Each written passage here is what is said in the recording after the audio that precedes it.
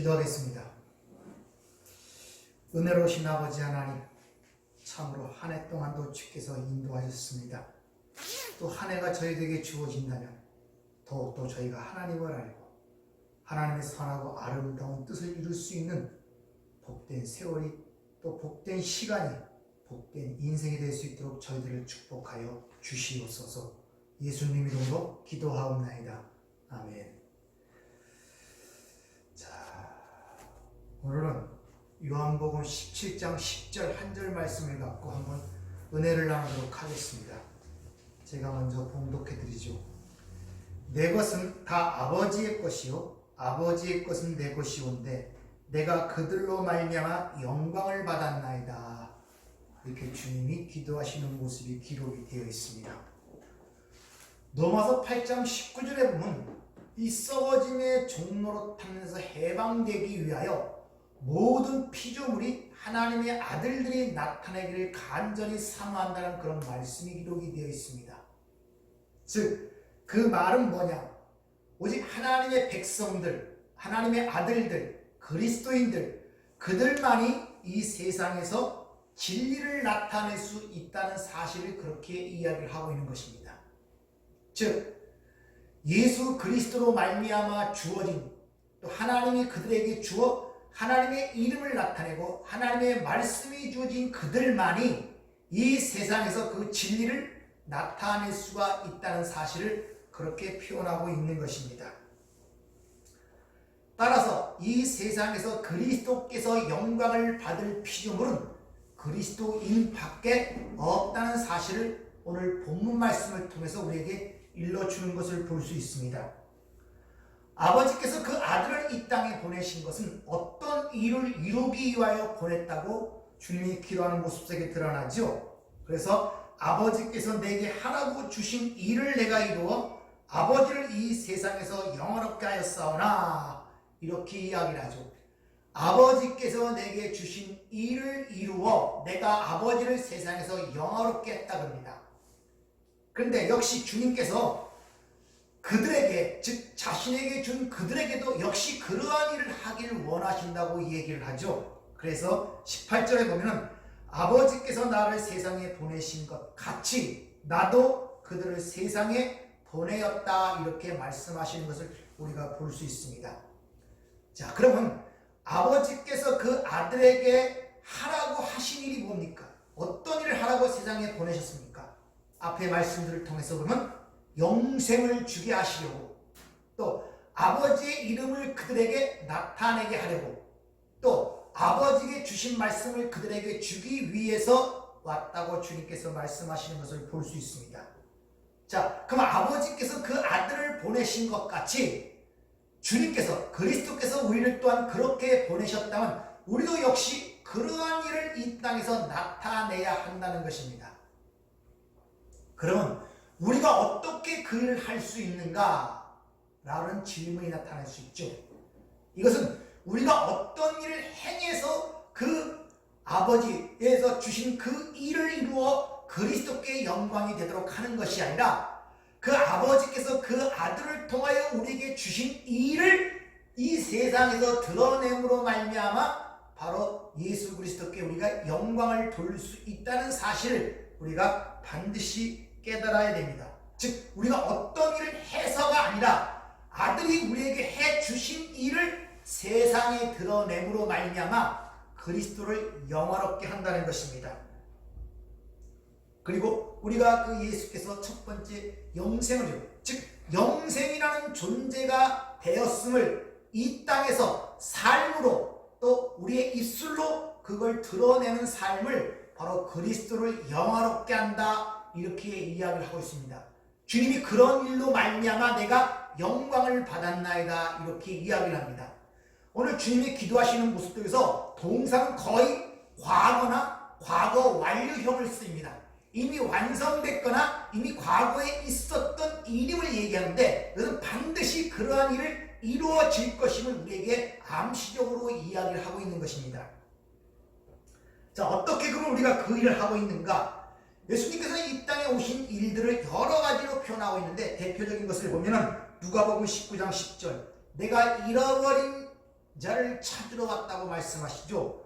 또한 마태복음 28장 20절을 보면 내가 항상 너희가 함께하기 위하여, 다른 말로 임마누엘의 하나님이 되기 위하여 이 땅에 오셨다고 말씀하시고, 요한복음 10장 10절을 보면 뭐라고 얘기합니까? 내가 생명을 주고 그 생명을 더욱더 풍성케 하기 위하여 이 땅에 오셨다고 말씀하십니다. 그리고 마태복음 9장 13절을 보면 내가 죄인을 불러왔다. 이렇게 주님이 오신 목적들을 여러 구절에서, 많은 부분에서 우리에게 이야기를 해주는 것을 볼 수 있죠. 과연 그런 것들을 우리가 이 땅에서 살아가면서 삶을 통하여, 입을 통하여 그 하나님의 아들이 그걸 완성시키고 성취시켰음을 우리가 증거하는 삶을 살고 있느냐 하는 것이죠. 좀 쉬운 말로 오전에 말씀드린 것처럼 우리의 그리스도인의 삶이 세상 사람들이 우리의 삶을 보고 우리를 하나님이 보낸 편지로 읽어낼 수 있는 삶을 살고 있느냐 하는 것입니다. 따라서 우리 그리스도인이라는 것은 바로 하나님의 아들이 이 세상에 육신을 입고 오셔서 인간으로 사시면서 그 사명을 완성하셨음을 증거하는 산 증인, 또 다른 말로 예수의 증인으로 살아가고 있느냐 하는 것입니다. 이미 구약에 보면 이사야 43장 10절을 보면 에레미야 선지를 통해서 이렇게 이야기를 합니다. 여호와가 말하노라 너희는 나의 증인 나의 종으로 택함을 입었나니 이는 너희가 나를 알고 믿으며 내가 그인 줄을 깨닫게 하려 함이니라. 여호와의 증인으로 너희가 택함을 입었다고 말씀하시죠. 사실 성경에 나오는 좋은 단어들은 다 이단들이 같았어요. 여호와의 증인이라든지 신천지라든지, 이게 성경에 나오는 얼마나 좋은 단어들입니까? 근데 다 이단들이 갖다 쓰는 그런 불행한 시대에 우리가 살고 있다는 것입니다. 신약에서는 그런 사실을 이렇게 이야기합니다. 고린도 1장 21절 24절을 보면 유대인들은 표적을 구하고 헬라인들은 지혜를 찾으나 우리는 십자가에 못 박힌 그리스도를 전하니 유대인에게는 꺼리는 것이요 이방인에게는 미라는 것이오되 오직 부르심을 받은 자들에게는 유대인이나 헬라인이나 그리스도는 하나님의 능력이요 하나님의 지혜니라, 이렇게 이야기를 하고 있습니다. 우리는 그리스도인으로서 이 복음의, 이 구원에 이른 하나님의 능력임을 입증해야 돼요. 이 복음이, 즉 예수를 통하여 우리에게 주어진 아버지의 말씀, 그 생명, 그 진리가 하나님의 능력임을 우리의 삶을 통해서 입증을 해야 된다는 것입니다. 우리는 분명히 주님 말씀에 의하면 세상에서 구별되어 있고 우리는 영적으로 죽은 자들이 예수 그리스도로 말미암아 영적으로 살아있는 존재가 되었다고 그렇게 이야기를 합니다. 그러므로 세상은 영적으로 죽어 있기 때문에 영적인 문제에 관심도 흥미도 없는 것입니다. 쉬운 말로 성경이 지루하고 따분합니다. 아무런 흥미를 그들에게 유발하지 못합니다. 그러나 주님께서 우리에게 생명을 주셔서 그 능력으로 살게 하셨기 때문에 이제 그렇게 생명을 받은 자는 갓난아이가 신령한 젖을 사모하듯이 그런 영적인 일에 흥미를 갖게 되고 그런 일을 즐거워하게 된다는 사실을 우리가 알아야 됩니다. 그렇게 함으로 말미암아 이들이 그 복음을 받음으로 말미암아 하나님의 능력이구나, 저게 이렇게 세상 사람들이 알 수 있는 거예요. 그들과 다른 점이 바로 그거이기 때문에 그들은 영적인 일에 전혀 관심이 없단 말입니다. 그럼에도 불구하고 하나님에 의하여 하나님의 백성이 되고 그 복음의 능력에 의하여 살아난 자들은 그렇게 성경 읽기를 즐거워하고 말씀 듣기를 즐거워하고 찬양하기를 즐거워하고 기도하기를 즐거워한다는 것입니다. 이것이 바로 그 안에 하나님의 능력이 역사하고 있음을 나타내는 증거라는 것을 우리에게 보여주고 있죠. 로마서 1장 16절을 보면 사도 바울이 이렇게 외칩니다. 내가 복음을 부끄러워하지 아니하노니 이 복음 믿는 자에게 구원을 주시는 하나님의 능력이라, 이렇게 이야기를 합니다. 즉 그 능력이 우리 안에 있기 때문에 그리스도의 그 역동적인 능력, 생명력이 우리 안에서 명백히 지금 드러나는가 하는 것입니다. 하다못해 살아있는 생명체는 아무리 미미한 피조물이라도 꿈틀대고 움직이는 게 우리 현실 아닙니까? 식물도 생명 있는 식물은 색깔도 변하고 자라고 꽃이 떨어지고 변화가 있고 성장 관계가 있단 말입니다. 하물며 하나님의 영원한 능력을 받은 그리스도인들이야 부말할 나이가 없는 것입니다. 그래서 사도 바울이 에베소 교회를 위하여 이렇게 기도하는 모습이 기록이 되어 있죠. 에베소 1장 19절 그의 힘의 위력으로 역사하심을 따라 믿는 우리에게 베푸신 능력이 지극히 크심이 어떠한 것을 너희로 알게 하시기를 구하노라 이렇게 이야기를 합니다. 그 능력이 그 다음 절에 기록할 그 무슨 능력이냐, 죽은 자 가운데서 다시 살리신 능력, 부활의 능력이 너희 안에 있고 그것이 역사하고 있음을 너희가 알기를 원하는 마음으로 기도하는 모습이 그렇게 기록이 되어 있어요. 저와 여러분의 바로 우리 안에 그 부활의 능력이 역사하고 있다는 것입니다. 따라서 부활이라는 것은 우리가 이 땅에 죽어서 다시 어떤 알지 못하는 것으로 다시 살아나는 것이 부활 능력이라, 이미 우리는 이 역사 속에서 부활의 능력을 갖고 그 부활의 능력을 경험하며 체험하며 살아가는 자들이 바로 그리스도인들이에요.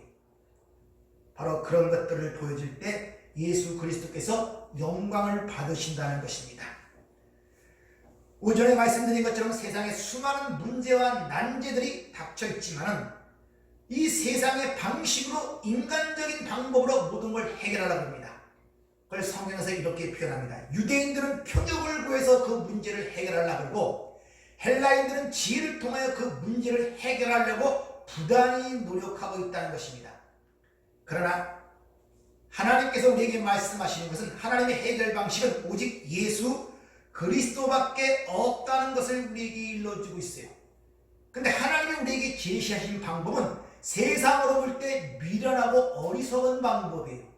그래서 고린도서 1장 21절을 보면 하나님의 지혜에 있어서 이 세상이 자기 지혜로 하나님의 지혜를 알지 못하는 거로 하나님께서 전도에 미련한 것으로 믿는 자들을 구원하시기를 기뻐하셨도다. 전도, 십자가의 도를 전함으로 말미암아. 근데 그것이 미련하고 어리석게 보인다는 것입니다. 근데 그런 방법으로 구원하시기를 하나님께서 기뻐하셨다는 것입니다.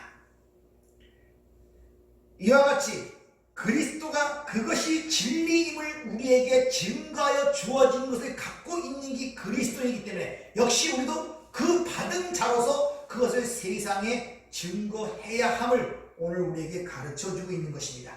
그러므로 말미암아 우리가 그리스도를 영화롭게 하는 거예요. 예수님이 그러한 삶의 모습을 통하여 하나님을 영화롭게 했듯이, 그래서 아버지께서 나를 보내신 것 같이 나도 너희를 보냈다 그러죠. 단적으로 얘기하면 그 하나님의 아들이 모든 걸 비우고 이 땅에 죽임을 당하는 하나님의 어린 양으로 오신 것 같이 주님도 우리를 보내실 때 내가 너희를 이 가운데 어린 양을 보낸 것 같다고 말씀하시죠. 그것이 바로 하나님의 영광을 돌린 방법같이 우리도 예수 그리스도를 영화롭게 하는 것입니다. 그래서 그런 삶을 사는 걸 통하여 바로 그리스도가 내가 저로 말미암아 영광을 받았나이다 이렇게 지금 기도하는 모습이 우리에게 보여지고 있는 것입니다. 따라서 하나님이 여러분에게 그 아들을 통하여 영생을 주셨다면, 그리고 그 영생이 뭐냐, 참 하나님과 그의 보내신 자 예수 그리스도를 아는 것이라고 여러분이 인식한다면 진정 하나님이 여러분 삶 속에 절실하게 지금 필요합니까? 아니면 추상적 개념으로 막연히 하나님이라는 개념과 어떤 믿음의 개념으로서만 그 하나님이 여러분에 있는 것입니까? 인격적으로 그분과 교제 가운데 그분에 대한 절실함과 간절함이 여러분 삶 속에 있느냐는 것이죠. 즉 살아 역사하시는 그 하나님의 인격적 교제를 통하여 내가 그분을 믿고 신뢰하고 내 모든 것을 던져서 의탁할 만한 신뢰감과 믿음을 갖고 있느냐는 것이죠.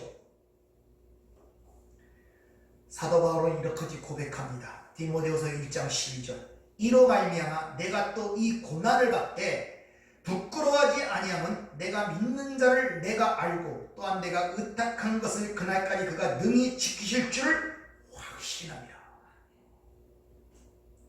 고난을 받는 가운데 그렇게 고백을 하는 거예요. 내가 믿는 그분을 내가 알고 야단에서 파생된 건데 인격적 교제, 친밀한 교제를 통하여 알기 때문에 내가 그분에게 맡겨 부탁한 것은 저가 능히 그날까지 지키기를 내가 확신한다는 것입니다. 그러므로 우리가 주 예수 그리스도를 영화롭게 하는 것은 주님의 방식을 따라 바로 뭡니까? 내가 하나님을 알고 있음을 입증하는 거예요. 왜? 아버지께서 내게 주신 그들에게 내가 아버지의 이름을 나타내었다 그러죠. 그럼 우리 삶을 통하여 내가 하나님을 믿고 있음을, 하나님을 알고 있음을 입증하는 삶이 곧 그리스도를 영화롭게 하는 삶이라는 것입니다. 6절에 보면 내게 주신 사람에게 내가 아버지의 이름을 나타내었나이다. 그 일을 함으로 말미암아 예수 그리스도가 아버지를 영화롭게 했잖아요. 그럼 똑같이 그걸 받은 저희들도 하나님을 진정으로 알므로 말미암아 그걸 주신 예수 그리스도를 영화롭게 할 수 있는 것입니다. 바로 그런 자들을 통하여 예수가 저로 말미암아 내가 영광을 받았나이다 그렇게 기도를 하시고 있는 것입니다. 이렇게 그리스도가 이 땅에 오셨기에 내가 하나님을 내 아버지로 알았고 아버지로 알기에 우리가 그 앞에 무릎을 꿇고 기도하는 거예요. 그것이 바로 그리스도를 영화롭게 하는 것입니다. 그런 사실 속에서 우리의 죄가 용서받았고 하나님 관계가 회복되었으며 그 모든 것은 바로 예수 그리스도로 말미암아 우리에게 주어진다는 사실을 인식하고 내가 죄 사함과 용서 받았음을 인정하고 깨닫는 그 자체가 그리스도를 영화롭게 하는 것입니다. 왜? 예수님께서 그 일을 하셨기 때문에. 그런 일들이 우리 삶 속에 실제적으로 어떤 성향 속에서 드러나는가를 좀 세세하게 살펴본다면, 첫째, 우리가 예수가 죽은 그 죄 가운데서 살지 않는 것이 예수를 영화롭게 하는 것입니다. 죄 가운데 살지 않는다는 것은 죄가 없거나 죄에서 완전하고 죄를 짓지 않는다는 그런 말이 아니라 죄 가운데 머물지 않는다는 것입니다. 이미 우리 안에 성령이 거하심으로 말미암아 그가 죄에 대해서 폭로하기 때문에 우리는 가면 갈수록 죄에 대해서 민감하게 인식하고 깨닫게 됨으로 말미암아 더욱더 그 죄와 멀어지게 됩니다. 그런 관계를 통하여 바로 예수 그리스도를 영화롭게 하는 것입니다. 절대 성령이 그 안에는 죄에 민감할 수밖에 없어요. 왜? 성령에서 제일 먼저 우리 안에서 드러내시는 것이 죄에 대하여 이렇게 말씀하시기 때문에. 또한 예수 그리스도가 우리 안에 계시다, 성령으로 그리스도의 우리 안에 계시다는 모든 세상의 죄와 시험과 고난을 이길 수 있다는 것입니다. 그런 이김을 통하여 예수 그리스도를 영화롭게 하는 것입니다. 그 모든 것을 뭉뚱그려서 예수 그리스도는 마귀를 이기셨죠. 요한에서 3장 8절은 하나님의 아들이 나타나시면 마귀의 일을 멸하려 하십니다. 따라서 우리가 마귀를 이겨야 돼요. 마귀를. 야고보 4장 7절을 보면은 그런즉 너희는 하나님께 복종할지어다. 마귀를 대적하라. 그리하면 너희를 피하리라. 어떻게 마귀를 대적하냐? 너희의 믿음을 굳게 하여 저를 대적하라. 믿음을 굳게 하여 마귀를 대적하란 말입니다. 만약 우리가 마귀를 이기지 못하면 예수께서 오셔서 마귀를 이겼다는 그 내용이 헛된 내용이 되고 잘못되기 때문에 우리는 반드시 마귀를 이겨야 되는데 그 마귀를 대적하는 방법은 믿음을 굳게 해야 된다는 거예요. 믿음을. 그래서 오늘 본문 말씀을 8절을 보면 내게 주신 말씀들을 그들에게 주었사오니 그들은 이것을 받고 내가 아버지께로 나온 줄을 참으로 아오며 아버지께서 나를 보내신 줄도 믿었사옵나이다. 아버지께서 내게 주신 말씀을 그들에게 줌으로 말미암아. 그래갖고는 로마서 10장 17절 그러므로 믿음은 들음에서 나고 들음은 그리스도의 말씀으로 말미암느니라. 믿음이라는 것은 말씀을 이해하고 깨닫지 못하면 절대 성장할 수가 없어요. 나는 왜 믿음이 없지? 그 말은 주님의 말씀에 내가 관심이 없다는 것입니다. 우리는 하나님의 말씀을 점점 깨닫고 이해할수록 자기도 모르게 믿음이 성장한다는 사실을 여러분이 아셔야 됩니다. 마귀를 대적하는 방법은 믿음을 굳게 하는 방법밖에 없음을 여러분이 잘 인식을 하셔야 돼요. 또한 이 세상을 향하여 우리가 세상적인 즐거움보다는 영적인 즐거움이 더 많다는 사실을 통하여 그리스도를 영화롭게 해야 한다는 것입니다. 따라서 하나님의 그 능력에 의하여 구원받고 그 생명을 가진다는 필연적으로 영적인 일에 흥미를 갖게 되고 즐거워할 수 있다는 것입니다. 즉 하나님과 교제하는 것, 성경 공부하는 것, 예배하는 것, 이런 것이 점점 즐거워지고 흥미를 갖게 된다는 거예요. 주님께서 이 땅에 계실 때 많은 기도로 시간을 보냈음을 복음서는 우리에게 증거하고 있잖아요. 이와 같이 우리는 성경을 읽고 묵상하고 기도하기를 즐거워하고 있다면 여러분들은 지금 그리스도를 영화롭게 하고 계시는 것입니다. 즉 그리스도인들은 영적인 일이 세상 일보다 훨씬 좋습니다. 그렇게 세상 일보다 영적인 일에 통하여 기쁨과 즐거움과 평안을 얻을 때 세상 일을 멀리할 수 있지, 영적인 일의 즐거움과 기쁨과 즐거움을 맛보지 못하면 필연적으로 세상의 즐거움을 따라갈 수밖에 없는 것입니다. 또한 우리가 일상생활 속에서 우리 안에 우리가 받은 성령의 열매, 즉 성령이 우리 안에 계심을 드러냄으로 말미암아 예수 그리스도를 영광을 돌리는 것입니다. 그래서 우리 안에 성령의 계심이 어떻게 되나 그 열매를 맺게 되죠. 그 열매가 갈라디아서 보면 잘 나타나 있죠. 갈라디아서 5장 22절부터 보면 오직 성령의 열매는 사랑과 희락과 화평과 오래 참음과 자비와 양선과 충성과 온유와 절제니 이같은 것을 금지할 법이 없느니라. 이같이 성령의 열매라는 것은 바로 우리 삶 속에 나타나는 정도, 즉 어느 정도 나타나는 만큼 그리스도가 영광을 받는다는 거예요. 왜? 성령의 사실 9가지 열매라는 것은 예수 그리스도의 성품과 인격이란 말입니다. 그러니까 우리 안에 성령의 열매가 맺힌다는 것은 예수의 성품과 인격이 나타난다는 거예요. 이미 앞서 포도나무와 가지의 비유, 요한복음 15장을 통해서 말씀하시죠. 가지가 포도나무에 붙어 있으면 그 가지에 뭐가 맺히겠습니까? 포도 열매. 근데 포도나무는 누굽니까? 예수 그리스도. 이와 같이 우리 안에 성령이 있음으로 말미암아 그 성령의 열매가 드러난다면 바로 그것이 하나님 즉 아들 예수 그리스도께 영광을 돌리는 삶이라는 것을 우리에게 보여주고 있는 것입니다. 또한 무엇보다 우리가 이 세상과 이 세상의 삶에 대한 우리의 태도에 의하여 예수 그리스도가 영화롭게 하느냐 아니냐가 판결된다는 거예요. 쉬운 말로 성향과 경향이 어떠하냐 이런 말이죠. 예수님께서는 이 세상을 이기셨다고 분명히 요한복음 16장 33절은 선언하고 있는 것을 볼 수 있습니다.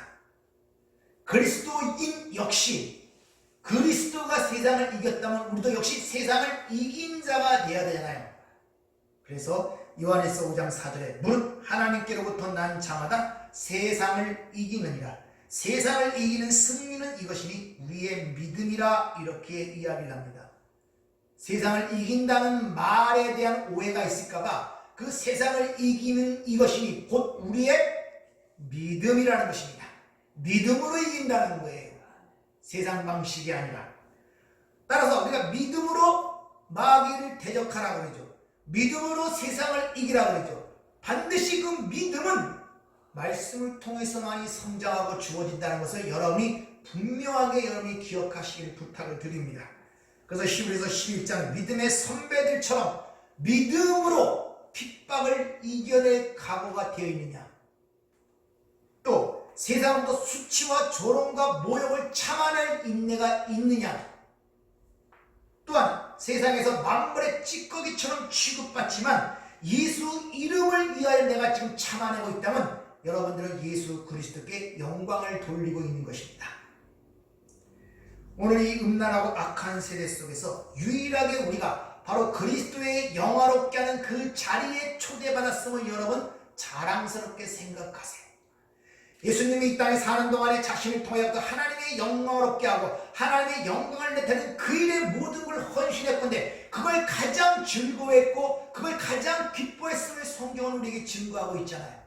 그래서 내가 아버지 기뻐하심을 행함으로 말미암아 아버지께서 나를 혼자 두지 아니하셨다고 고백을 하시죠. 그래서 예수님께서도 아버지를 영화롭게 하셨던 것 같이 우리도 그러한 반열의 초대를 하기 위해서 아버지께서 나를 세상에 보내신 것 같이 나도 너희를 세상에 보내었다고 주님이 그렇게 말씀하시는 이유가 바로 거기 있는 것입니다. 로마서 14장에 보면 우리 그리스도인들은 살든지 죽든지 누구를 위해? 예수를 위해 살고 예수를 위해 죽는다 그러죠. 그것이 바로 그리스도를 영화롭게 하는 것입니다. 그래서 오늘 주님 우리를 향하여 말씀하시기를 내가 저희로 말미암아 영광을 받았나이다 하는 그 말씀 속에는 애절한 어떤 하나님의 어떤 깊은 애정과 관심과 애틋함이 그 말씀 속에 포함이 되어 있어요. 왜? 그건 한 장면으로 보여주지 않습니까? 사도행전 7장에 보면 스데반 집사가 돌에 맞아 죽죠. 그때 보호자 우편에 예수님이 서셔서 그 영혼을 받으시는 모습을 눈을 열어보게 하죠. 그때 내가 저로 말미암아 영광을 받았나이다 할 때 그 주님의 심정이 어떻겠습니까?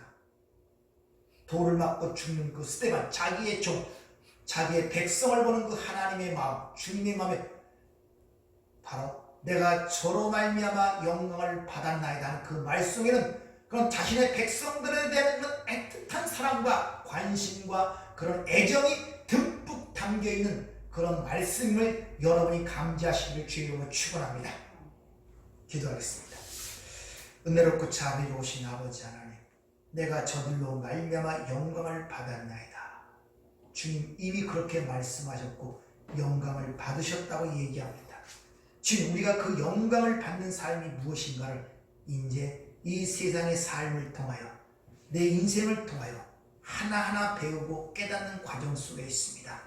그럴 때마다 이 진리가 기억이 나서 모든 걸 이길 수 있는 힘이 되게 하시고 오히려 그 가운데 그 은혜의 반열에 참여하게 하신 하나님께 찬양하며 감사할 수 있는 성숙한 저희가 될 수 있도록 축복하여 주시옵소서. 예수님 이름으로 기도하옵나이다. 아멘.